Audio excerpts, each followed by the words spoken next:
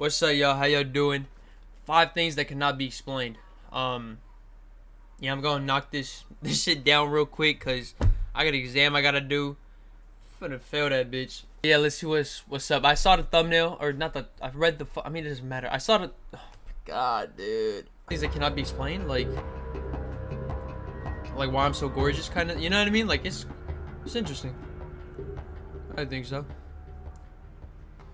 On November 22nd, 1987, PBS member station WTTW was broadcasting the latest Doctor Who episode. The episode was suddenly interrupted by television static, out of which a strange figure emerged. The man who arrived on screen was an anonymous person wearing a ghastly Max Headroom mask. The man was talking in unconnected sentences in a distorted voice, mentioning various people and quoting advertisement slogans. The man's freakish performance was completed with fits of laughter, babbling, and moaning. After the approximately 1 minute long spectacle, the focus shifted to the man's bare buttocks being whipped by a person in a French maid costume. Neither the faces nor the identities of the people in the video have been revealed to this day. What the confused and disgusted public had witnessed was a broadcast signal intrusion. Someone hacked the television signal in order to broadcast the creepy, unintelligible messages. Who was behind the hijacking or what the desired effect troll, of it was in the first place remains a mystery to this day. He's just a fucking what troll. What if living things fell from the sky? Bro, that what might the sound fuck? like something out of a children's cartoon, Respect. but believe it or not, this is something that has actually happened and has happened more often than you think. So I Raining mean, like, the devil's animals here? is a rare meteorological phenomenon in which flightless animals rain from the sky.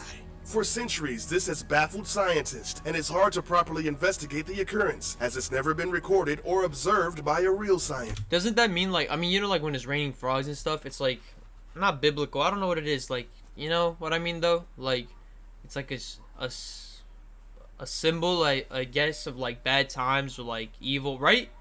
Hardships. So, no, I mean, y'all know what I mean though, right? What? I don't know. What is that? This phenomena has only taken place in random locations and at random times. It's completely unexpected, It's like and it only symbolizes evil. lasts for a brief moment. I Some think. examples of raining animals include fish that fell from the sky in Nepal, India, Louisiana, the Philippines, and Honduras. All of them occurred at different times within the last 150 years or so. Although as recent as 2013, it rained spiders in Brazil. In June 2009, it reportedly rained frogs and toads in Japan several times I'd be during the month. tweaked.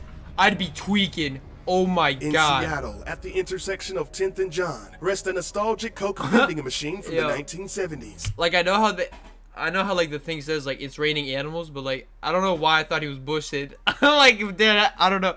I really don't know why I thought he was bullshit at first. A testament of pop culture, this old, scruffy-looking machine has buttons labeled Mystery and seems like an amusing artifact of the past. And yet, it's so much more than that. The vending machine, contradicting its appearance, still works and dispenses a variety of current Coke products, as well as some that have been off the market for years. For the past 15 years, the graffiti-marked probably machine disgusting. has been functioning properly, popping out drinks for those who feed it 75 cents. Still, no one has seen it being refilled in more than a decade. The ghost machine seems to be popping out drinks out of nowhere. No one has yet offered an explanation on how the machine doesn't run out of drinks, and if there's someone who refills it. How have they managed to remain unseen for such a long string of time?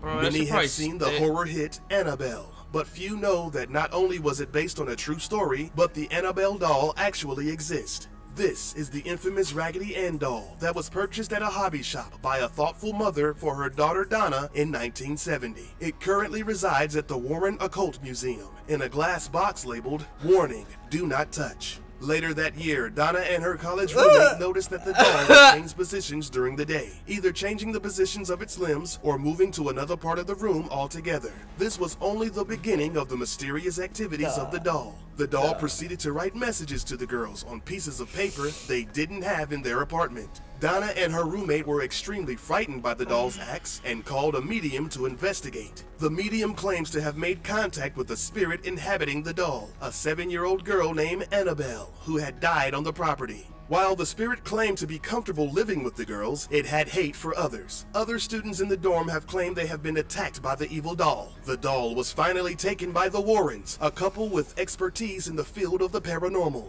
But even though they attempted to contain it, the doll is allegedly still up to no good. Many claim that it's no accident that visitors to the museum who come in contact with the doll end up dying in accidents afterwards. Since the I never knew that shit was based off a true story. Hell nah. Hell nah.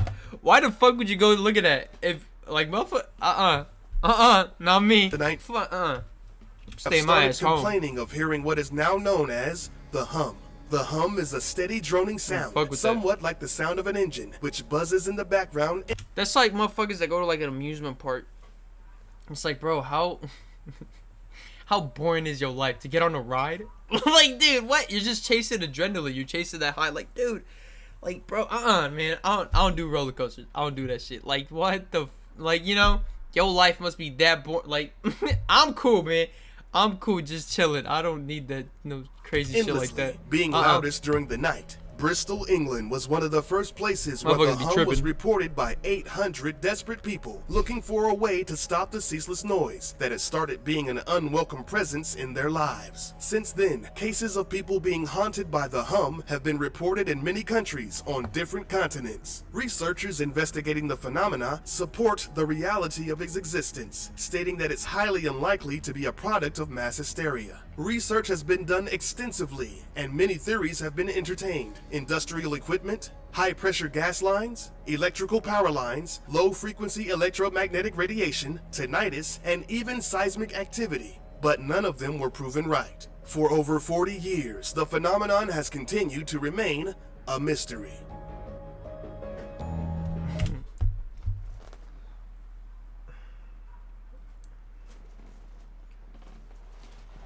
I'm so tripping about that animal shit. I never knew that shit was like real, like based off of real. Wow.